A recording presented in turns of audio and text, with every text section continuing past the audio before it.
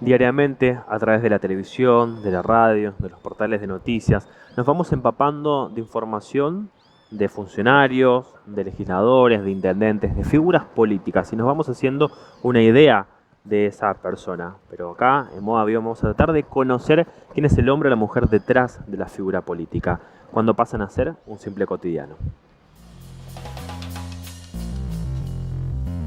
Durante su juventud fue uno de los fundadores de la corriente política estudiantil Franja Morada en la Facultad de Medicina de la UNE.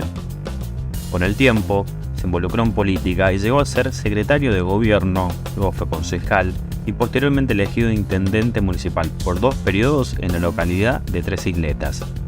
Luego terminó siendo gobernador de la provincia del Chaco. Hoy vamos a conocer a Roy Abelardo Nikich.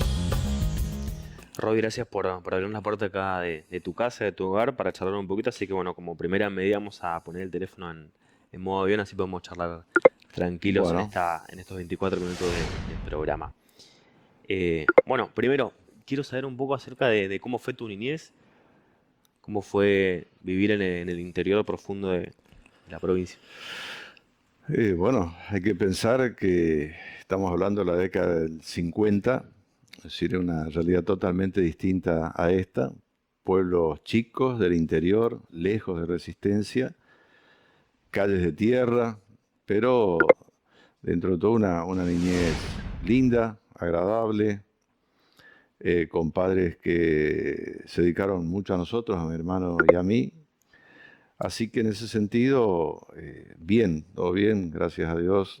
Fueron años lindos de los cuales no tenemos absolutamente nada que reprochar o quejarnos, nada. Es decir, que en esas tranquilidades de pueblos nos desarrollamos y bueno, no me puedo olvidar nunca de que mi padre era una persona que le gustaban mucho las plantas. Ujú. Y hay cosas que sí a uno lo dejan marcado. Es decir, no queríamos que llueva, porque en las calles de tierra, en las cunetas quedaba agua y era nuestra tarea después los Ah, días limpiar. posteriores a la lluvia regar las plantas con un balde, ir a buscar a la cuneta y regar las plantas. Así que cosas así, digamos, que uno puede decir, bueno, nos tocaba hacer eso. Claro. Así que, pero bien, bien, una linda infancia. ¿Y a qué se dedicaban tus padres? Bueno, mis padres tenían una panadería que era heredada de mis abuelos, así que digamos, hay cuestiones que me marcaron con respecto, imagínate vos, un niño, Claro. lo que era el pan para nosotros es una cuestión, digamos, muy linda, muy agradable, y me acuerdo que a mi abuela le detectan diabetes Mm, y le prohíben el pan. claro. Por Dios, fue un golpe para mí en mi niñez, si me llegaba a pasar eso a mí también y no poder comer pan. Así que la panadería fue, inclusive en la adolescencia, una cuestión no menor porque cuando hice el tercero, cuarto y quinto año de secundaria, a mí me tocaba levantarme a las 5 de la mañana y colaborar en la panadería, en la cuadra se le llama, donde se hacía el pan, Claro. con el personal. Es muy sacrificado el tema de la panadería, porque cuando la gente se despierta a las 6 de la mañana tiene que estar el pan Tiene que ya estar. Y hecho. bueno, o sea, a mí no me tocaba arrancar 2, 3 de la mañana como el resto, pero sí a las 5, 5 y media de la mañana me tocaba estivar el pan francés. Mm. A veces las últimas latas de galleta y después la del pan francés. Y bueno, siempre terminar antes de las 7 de la mañana, que 2 días a la semana tenemos que ir a educación física, 7 de la mañana. Así que, y después, obviamente, en todos esos años también colaborar con mi madre en la atención de la panadería. Así que, época de cosecha, Ah, muchísimo trabajo, es decir, era embolsar y embolsar bolsas grandes con galleta, que era la que llevaba la gente al campo para los cosecheros. ¿y quedó lo que tiene que ver con hacer pan, o sea, soda de hacer todavía o no? No, no, no. O A sea, ver, no, ese oficio, allá por el año 74, mi padre pone una mueblería y artículos del hogar y con 1, 2 o 3 años después, no sé cuánto, se cierra la panadería.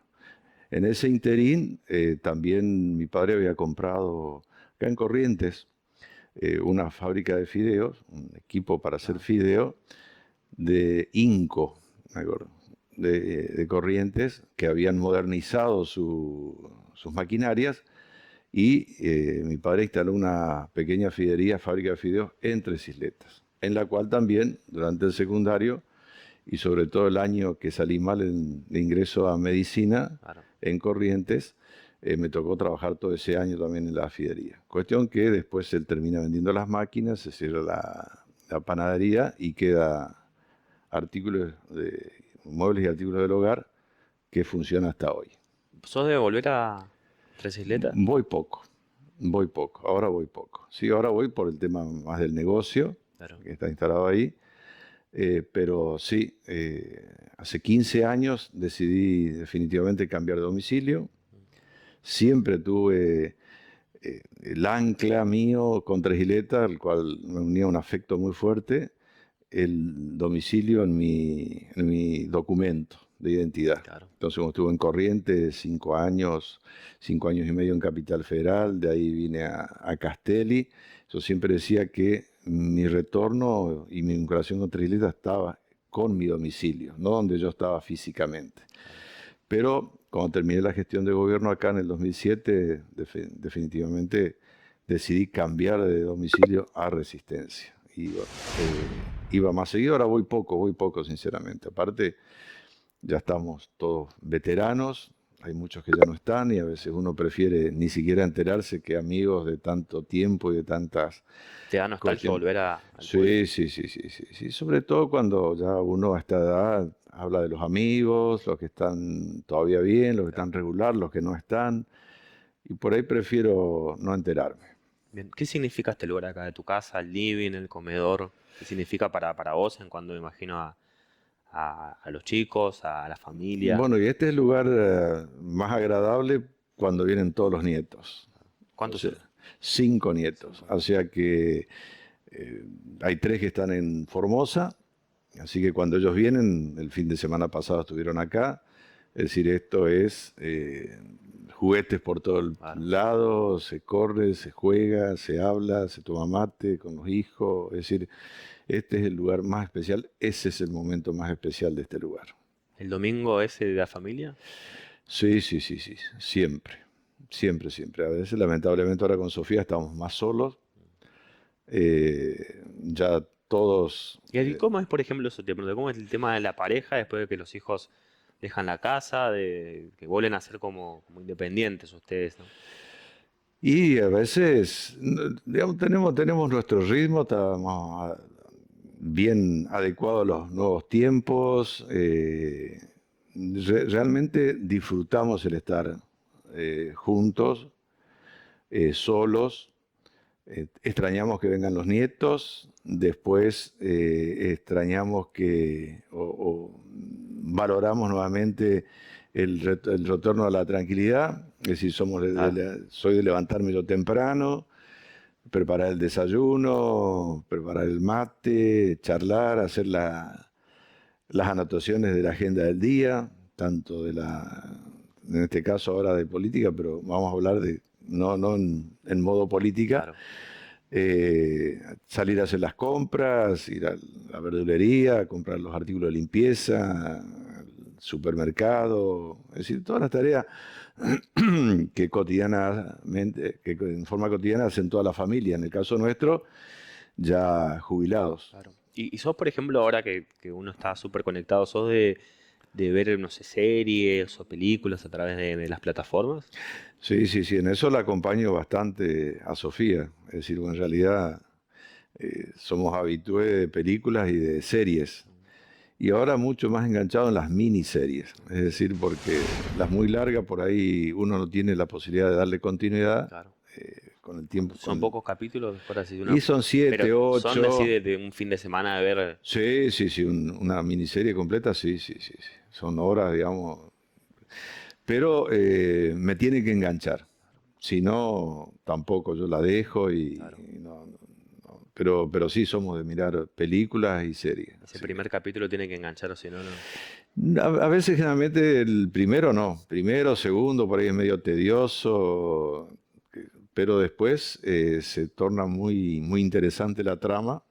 Nada que nos recomiendes así para verla. Ya, ahora, el otro día, perdón, me acordaba de una que ahora no me acuerdo el nombre, pero voy más un poco por el tema cultural a lo que es la zona de Escandinavia, Austria, Hungría.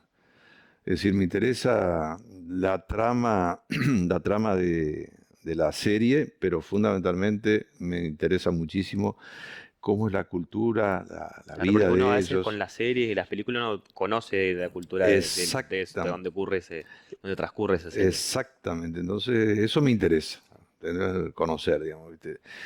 Lo que sí dejé de ver son las de India, ya son Mm. por ahí mucho baile, mucha música, las turcas por ahí, digamos, hay algunas series interesantes, pero fundamentalmente están vinculadas a lo que sería Europa del Este, Claro. Europa, norte de Europa, digamos, ¿viste? Por ejemplo, ¿puedes desconectarte del teléfono o no se puede Sí, hoy en sí, día? sí, sí, sí. Trabajo para eso. Es decir, intento antes de las 8:30, 9 de la mañana no tomar el teléfono. Ahora, en esta etapa, Claro, sí. ahora estamos en campaña, así que otra Estamos en historia, pero campaña, otra historia. Así que sí, yo, a ver, trabajo para hacerlo, ¿eh?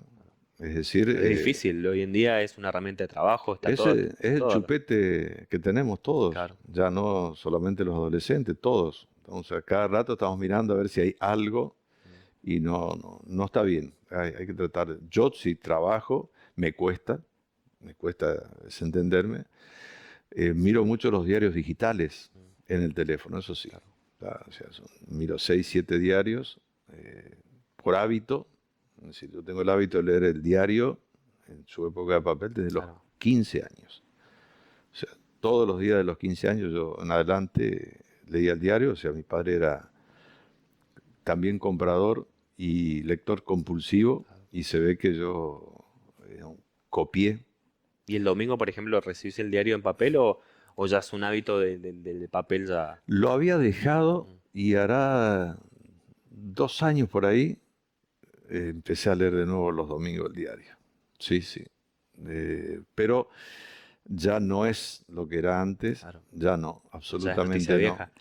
No es noticia, me gusta leerlo, me gusta leer los editoriales, Claro. es decir, algunas noticias que pueden ser interesantes, pero claro, uno tiene hoy la ventaja de leer diarios de papel, en modo digital, y si estamos hablando de La Nación, Clarín, Infobae, Claro, Perfil, ámbito financiero, que son los que cosas, y acá unos claro. diarios Chaco, Data Chaco, Nova Chaco, Solo Chaco, Sin Filtro, qué sé yo. Todos los portales. ¿Y Y bueno, cómo surge la política en tu vida?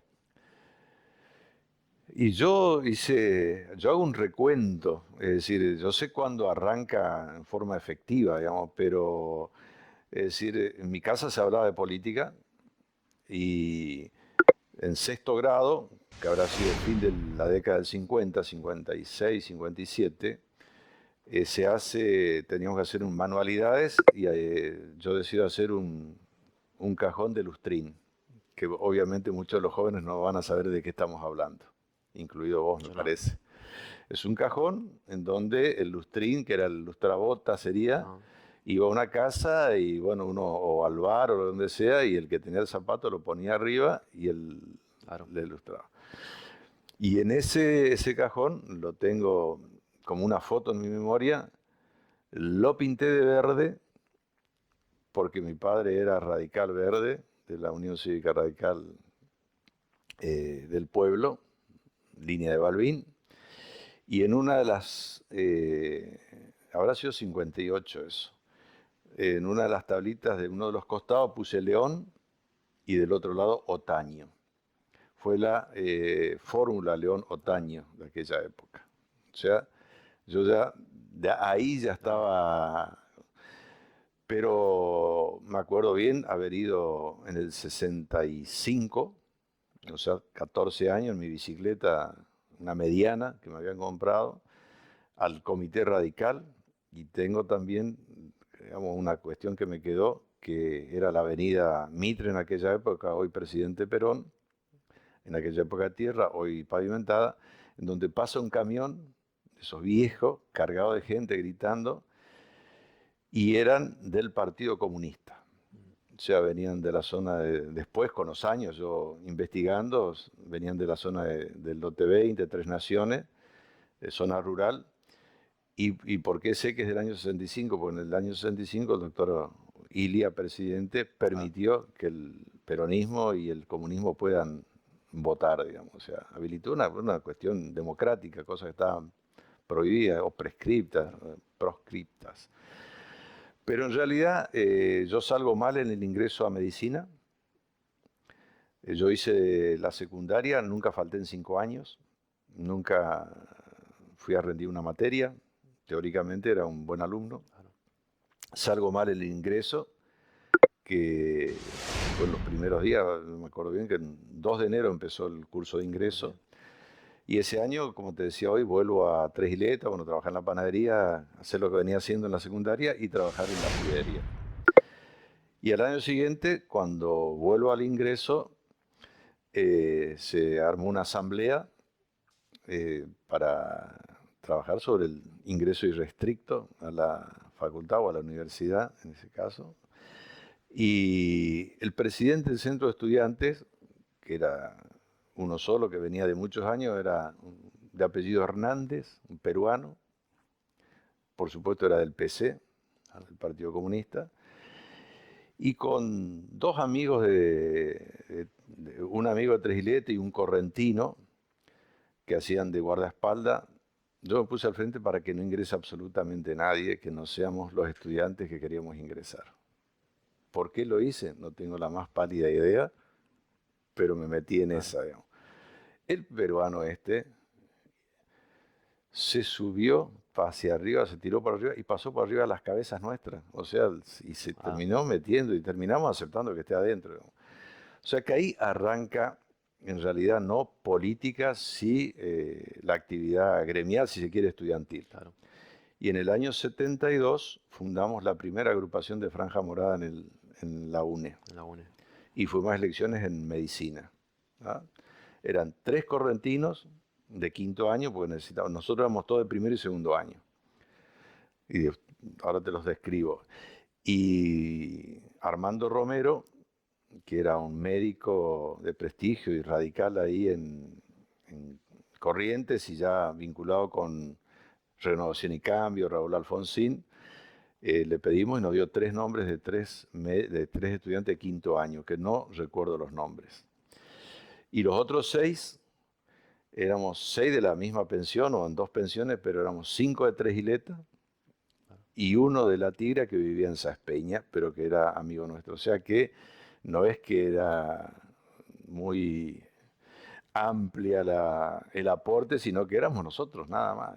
Así que fuimos a elecciones, participó en ese momento el MOR, que era el Movimiento de Orientación Reformista, el Partido Comunista, el AUM, de Abelardo Ramos, el FIP en términos de partido, y Alejandro Rudas, médico hoy fallecido, y yo fuimos los 2 primeros delegados titulares de Franja Morada de la UNE a un congreso de la Federación Universitaria Argentina que se hizo en Rosario en el año 72. Así que ya afiliado a la Unión Cívica Radical, fui presidente de mesa en la interna del 72 en mi pueblo, con 21 años, presidente de mesa, y en el 72 y en el 73, las elecciones del 11 de marzo, yo fui el que armé la campaña. Claro. Y eso me sirvió de mucho a mí para la campaña del 83, ya con mucho más años, pero yo vi todas las falencias que había en la campaña del 73, así que 10 años después, ya con 10 años más también hicimos una brillante campaña en Tres Isletas, y bueno, es decir, el resto... El resto de la historia ya conocemos. El pueblo chaqueño te dio lo máximo que le puede dar a un político, que es ser el gobernador de la provincia. ¿Qué te quedás de lo que fue tu gestión y el contacto con la gente y que te den el apoyo? Es decir, sos la persona políticamente más importante durante ese tiempo? Yo no lo valoré cuando estuve. ¿Tá? Mi señora Sofía me preguntó un día qué es lo que yo quería de la gobernación. O sea, ¿viste? Son esas preguntas que te descolocan, Claro. te sacan de carril. Entonces lo pensé y le dije, mira, lo único que quiero es que cuando nos vayamos al gobierno, vos, yo y los chicos podamos caminar tranquilos por la provincia sin que nos señalen con el dedo. O sea, eso es lo que me dejó a mí la gestión. O sea, fueron 4 años muy intensos, obsesivo con el trabajo, como te decía, es decir, muy meticuloso, muy presente con los funcionarios cuando necesitaban. La, las orientaciones eran muy claras y precisas, es decir, no había mucha forma de esquivarle al bulto. Es decir, cuando nos reunimos con el equipo de salud pública, en el salón de acuerdos ahí de la Casa de Gobierno, estábamos todos ahí, el ministro, Ricardo Mayor y todos los que él había elegido. Entonces, se habló de muchas cosas, pero en algún momento yo dije, bueno, lo que yo quiero es que, o sea, ¿cuál era, digamos, la línea de trabajo? Digo, yo quiero que la salud pública tenga el mismo nivel de calidad que la salud privada. ¿Tá? En ese momento la salud privada era mejor que la pública. Y alguien, a mi derecha y a mitad de la mesa, dice, entonces usted, digamos, esto es para competir con el sector privado. Una buena reflexión y una buena pregunta, ¿no? Le dije, no, porque si nosotros elevamos el nivel de atención en calidad de la salud pública, el sector privado se va a ver obligado a mejorar. Claro. Y ustedes, si el sector privado vuelve a mejorar, ustedes se van a ver obligados a mejorar. Y esto va a redundar en la calidad del servicio que se presta a todos los chaqueños. O sea, y de ahí para abajo a hacer lo que haya que hacer, tenían el respaldo político, el respaldo económico, o sea, las cuestiones que se acordaban, es decir, esto se puede invertir, sí está la plata, esto hacemos, no hacemos, en qué momento lo hacemos.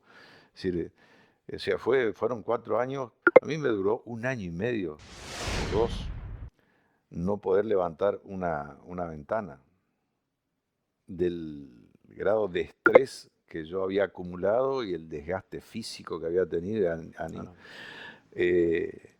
Pero bueno, hoy la tranquilidad de conciencia de haber hecho lo que podíamos, lo que teníamos que hacer, lo hicimos, digamos. En algunas cosas seguramente nos equivocamos, en otras quizás no manejamos bien los tiempos, podíamos haber hecho más cosas, es decir, detalles, pero el equipo de gestión de gobierno, es decir, se puso la camiseta y yo reconocí públicamente y reconozco públicamente que después del 1 año y medio de gestión, mucha parte de la estructura pública que no compartía, digamos que no era de mi partido político, se dio cuenta que nosotros no estábamos trabajando para la Unión Cívica Radical, ni se estaba trabajando para mi figura, sino que estábamos trabajando para hacer mejor las cosas, administrar bien, hacerlas más rápido, más simple para la gente, más económica, es decir, aportar lo que faltaba. Y yo tengo que decir que en los últimos 2 años, la estructura, el grueso de la estructura pública se puso en consonancia y mucho de lo que se hizo también tiene que ver con el aporte de la experiencia de ellos. Y bueno, y hoy después pasan los años Y también y fue un momento en el que el gobierno nacional era diferente sí, a sí, las sí. estaba muy fuerte también Néstor Kirchner en su Néstor primer Kirchner muy periodo. fuerte, yo también reconocí públicamente de que hubo un respeto muy fuerte del gobierno nacional hacia nuestra gestión y de nosotros, por supuesto, al gobierno nacional. Es decir, cuando él decide venir por primera vez al Chaco, que habrá sido los primeros meses de gestión de gobierno, eh, digamos en esa oportunidad, me dice, bueno, voy a ir, ¿cómo hacemos? ¿Dónde vamos? ¿Qué hacemos? Y yo en esa oportunidad le sugerí ir a Presidencia Roque Sáenz Peña. Y le digo, porque los movimientos sociales están movilizados en resistencia y puede ser conflictiva su Claro. llegada y, digamos, empalidecer su visita. Así que, o sea, actuar de buena fe. Claro. Y en esa oportunidad, obviamente que cuando me tocó hablar, había en un club, no sé si fue el Club Acción o cuál, la militancia peronista no me dejaba hablar. Es decir, no, no es que no me dejaba hablar. Si yo hablaba lo mismo, no sé si Claro, si escuchaba a se alguien, escuchaba o no. y le pedí dos cosas, porque yo pensé mucho, ¿qué le pido? Entonces, Al presidente. tantas cosas faltaban acá en el Chaco, y faltan hoy también, pero en esa época faltaban muchas. Entonces le dije, bueno, una obra pública, el acueducto. O sea, una obra pública, el acueducto. Y una herramienta económica financiera para toda la cadena de valor del algodón. Es decir, desde el que siembra el algodón hasta el que industrializa, hasta la ropa, o sea, que estaba vinculado con la desgravación y estaba vinculado con la desgravación impositiva de toda la cadena, porque muchas de las fábricas textiles de la Argentina se instalaron en Catamarca Claro, y La Rioja, y nuestro algodón iba allá, porque tenían desgravación claro. impositiva, ellos allá. Y con Entonces, esa herramienta después puesta acá, se logró poner lo que no, es no, no, Santana no, es Textil, ¿o lo que no? yo pedí, Claro, pero él después mano a mano me dijo, mirá, no te puedo dar esto porque me la van a pedir en todas las provincias, pero lo que vamos a hacer es compensar. En ese momento dijo, vamos a compensar lo que se exporta, es decir, digamos, las retenciones que se hacen a los exportadores del algodón o de sus derivados, que le entra a la caja de la nación y pertenecen a la nación, esos recursos te vamos a compensar con algún aporte extra, digamos. Pero bueno, cuando estuvo en Margarita Belén en el 2007, en marzo, o sea, 4 años después, 3 años después, eh, fue, y, digamos, consta, digamos, en los diarios de la época que, bueno, que traía el aporte de 450 millones de pesos de esa época para el primer tramo del el acueducto. acuerdo. Así que bueno, esas son, sí, sí, una época de mucho respeto. Es decir, no nos dieron un peso de más, pero no nos retacieron Claro. absolutamente nada. Y así como hubo 2.000 viviendas para cada provincia del norte, éramos 8 provincias, somos 8 provincias en el norte, y recibieron todas 2.000, nosotros también recibimos esas 2.000 viviendas y así sucesivamente. Así Bien. que Roy, nos eso, están bien. tocando el timbre, así que estamos ya casi en el final, pero por último te quería preguntar, la felicidad no es algo que, a mi modo de entender, no es algo que uno puede ser todo el tiempo feliz, pero hay momentos de felicidad que uno atesora. ¿Cuál es un momento que vos recordás, de ahora o de antes, de que te hacen feliz a vos como hombre? Mira, uno piensa mucho en eso y lee, es decir, hay que alcanzar la felicidad, Claro, cuánto tiempo y todas esas cosas.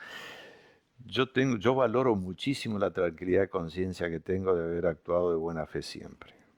O sea, de no tratar de embromar a nadie, de no molestar, de respetar a los demás, jugar limpio, pensar bien, es decir, que las cosas no hay necesidad de ser tan dañino a veces. Y lo digo en las cuestiones personales, en las cuestiones comerciales y en la política sobre todo. Es decir, yo valoro muchísimo la tranquilidad de conciencia que tengo de poder no recriminarme absolutamente nada que haya hecho por maldad, por desquitarme de algo. He recibido muchos sinsabores, es cierto, pero yo tomé una decisión fíjate, el 11 de marzo del 73, el día de las elecciones. Es decir, hay un hecho puntual de un amigo personal, el cual hizo algo que no habrá hecho sin querer, pero a mí me molestó. Y yo nunca más lo hablé. No me enojé, no me molesté, no le reclamé, simplemente lo dejé al costado del camino y seguí. Y ahí tenía yo 22 años. O sea que eso lo tomé como una cuestión de decir, el que me hace daño y la conciencia le da para hacer daño, es problema de él. Yo tengo que ponerlo a un costado y seguir. claro. No cargarme de bronca, de resentimiento. Así que en ese sentido, yo eso, aunque sea reiterado, digo, es lo que valoro. La tranquilidad de conciencia de hacer eso. Y después, algo que lo digo siempre, es que yo agradezco a la vida el poder haber hecho lo que a mí me gusta hacer, que fue hacer política. Toda mi vida. Muy poca gente puede hacer o decir después de muchos años, hice realmente lo que yo quería. Y yo le dediqué mi vida a la política, lo hice con pasión, lo hice con ganas. Para mí es una cuestión, no es un juego, sino que es algo trascendente, porque yo me decía ya muy joven, es decir, voy a ser político porque quiero cambiar el mundo. Hoy sé que el mundo no lo puedo cambiar, pero por lo menos hago el intento. Así que en eso yo creo que es lo que me mantiene bien, me mantiene tranquilo y bueno, me permite también poder ser un ejemplo para la familia, es decir, en ese sentido. Así que bueno, creo que eso es lo más valorable que yo veo, y tener la conciencia tranquila es tan Tan importante. importante. Muchas gracias, Roy. Gracias a vos. Bueno, ahora sí, activamos el teléfono y seguimos con el día a día. Muchísimas gracias por recibirnos acá en tu hogar, en tu casa, en este lugar tan importante para vos, que nos decía que es el living, que es el comedor para vos. Muchas gracias. Gracias a vos. Gracias.